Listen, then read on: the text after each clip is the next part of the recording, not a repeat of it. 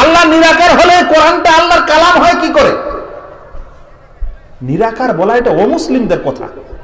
আল্লাহ সাকার, আল্লাহ গুণে গুণান্বিত সত্তা, মহিয়ান গরিয়ান গুণে গুণান্বিত তিনি। কিয়ামতের ময়দানে প্রথমে আল্লাহর ইবাদতকারীদের সামনে আল্লাহ তাআলা আসবেন ওই সূরতে, ওই শেকেলে যে সূরতে মুমিনরা আল্লাহকে চিনে না। তখন তিনি বলবেন আমি তোমাদের রব। বলছেন নাউজুবিল্লাহ, আপনি আমাদের রব না।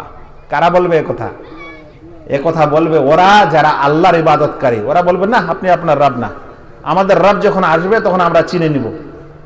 আল্লাহু আকবার। মুমিনের কিয়ামতের দিনে ওর ঈমান ও বিশ্বাস দেখেন।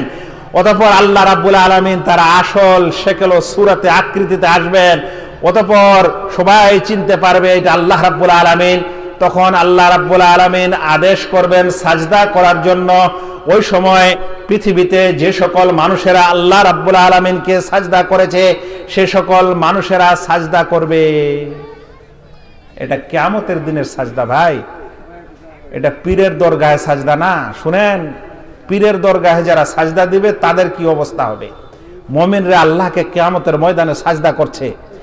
এরকম সময় ওই সকল ব্যক্তি যারা দুনিয়াতে রিয়াআন ওয়া সুমআতান কিংবা লিগাইরিল্লাহ সাজদা করেছিল, মানুষকে দেখানোর জন্য সাজদা করেছিল, প্রকৃত অর্থে আল্লাহর জন্য সাজদা করেনি, আল্লাহ ব্যতীত অন্যের জন্য সাজদা করেছিল, যেমন মাজার ইত্যাদিতে, আল্লাহ তাআলা তাদের পিঠটাকে কিয়ামতের দিনে একটি লাঠির মতো করে দিবেন। ওই মেরুদণ্ডের যে হাড়গুলো আছে না, আমাদের এক একটা মেরুদণ্ডের হাড়ের উপর একটা হাড় সাজানো আছে, আর প্রত্যেকটা হাড়ের মাঝে আবার একটা করে ওয়াশার আছে। ওয়াশার, এটা ডাক্তাররা তারা জানেন, ওটা যদি ক্ষয় হয়ে যায় তাহলে হাড়ের সঙ্গে ঘষা লাগে, মানুষের ব্যথায় ছটপট করে। তো এই যে আল্লাহ তাআলা আমাদের মেরুদণ্ডের হাড় এক একটা মানে অনেক ধরনের হাড়কে জমা করে একটার পর একটা সাজিয়ে রেখেছেন। কিয়ামতের দিনে যারা আল্লাহকে সাজদা দুনিয়াতে করেনি, মানে করেছে কিন্তু আল্লাহর জন্য না, মানুষকে দেখানোর জন্য, কিংবা আল্লাহ ছাড়া অন্যের জন্য সাজদা করেছে, ওই সকল মানুষের হাত, যেমন এই যে হাতের একটা হাড্ডি আছে আমাদের, বলেন তো এখানে মাঝখানে হালাতে পারবেন আপনারা? পারবেন? মাঝখান থেকে হালাতে পারবেন? এখানে হালানো যায়। কেন এখানে হালানো যায়?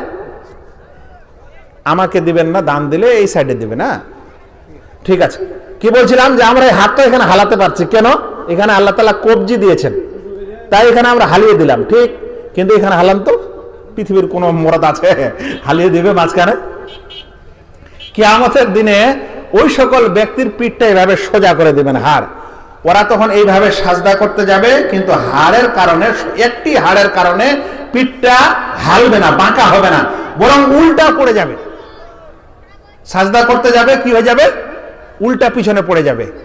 আল্লাহু আকবার।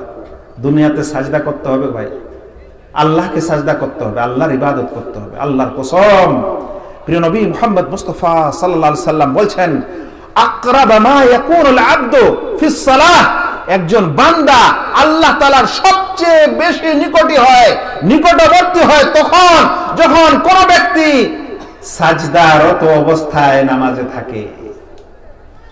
এখানে কিছু কথা আছে, যদি একটু বুঝাই সময় একটু লেগে যাবে, কিন্তু তবুও বলে দিই, বুঝিয়ে দিই। আমরা যে নামাজ আদায় করি না ভাই, নামাজ তো প্রথমে আমরা দাঁড়াই, এটাকে বলা হয় দণ্ডায়মান অবস্থা, কিয়াম। কিছুক্ষণ পর আমাদের করতে হয় রুকু। রুকুর সময় আমরা অর্ধেকটা ঝুঁকে যাই, আর সোজা নাই। আর একটা অবস্থা আছে, সেটা হলো সাজদা। সাজদার সময় আমরা সম্পূর্ণ ঝুঁকে যাই এবং নিজের এই সবচেয়ে মর্যাদাবান স্থান, এই মাথা, এই চেহারা মাটিতে রেখে আল্লাহ রাব্বুল আলামিনের গুণগান করি। আল্লাহ তাআলার এই সময় বান্দা সবচেয়ে নিকটে হয়। আল্লাহ রাসূল সাল্লাল্লাহু আলাইহি ওয়াসাল্লাম বলছেন, তাই তোমরা এই সময় বেশি বেশি করে দোয়া করো, আল্লাহ তাআলা তোমাদের দোয়া কবুল করবে। সাজদায় দোয়া করেন, সাজদায় প্রথমে তাসবিহগুলি পাঠ করে নেবেন, সুবহানা রাব্বিয়াল আলা, সুবহানা রাব্বিয়াল আলা, সুবহানা রাব্বিয়াল আলা, কিংবা সুবহুন কুদ্দুসুন রাব্বুল মালাইকাতি ওয়ার রূহ, সুবহুন কুদ্দুসুন রাব্বুল মালাইকাতি ওয়ার রূহ, কিংবা বলবেন সুবহানাকা আল্লাহুম্মা রাব্বানা ওয়া বিহামদিকা আল্লাহুম্মা ইগফিরলি, সুবহানাকা আল্লাহুম্মা রাব্বানা ওয়া বিহামদিকা আল্লাহুম্মা ইগফিরলি, সুবহানাকা আল্লাহুম্মা রাব্বানা ওয়া বিহামদিকা আল্লাহুম্মা ইগফিরলি। এরপর এখন নিজের জন্য দোয়া করেন। এখনই আপনারা প্রশ্ন করবেন, শেখ আমি যদি আরবি না জানি তো বাংলাতে দোয়া করতে পারবো? ভাটিয়া ভাষায় দোয়া করতে পারবো? সূর্যাপুরী ভাষায় দোয়া করতে পারবো? হ্যাঁ, আপনি যে কোনো ভাষায় দোয়া করতে পারবেন। প্রথমে সাজদার এই তসবিহগুলি পাঠ করে নেবেন, নেওয়ার পর আপনি সব যে ভাষা জানেন, যদি আরবি না জানেন তাহলে যেই ভাষা জানেন সেই ভাষা দিয়ে দোয়া করবেন।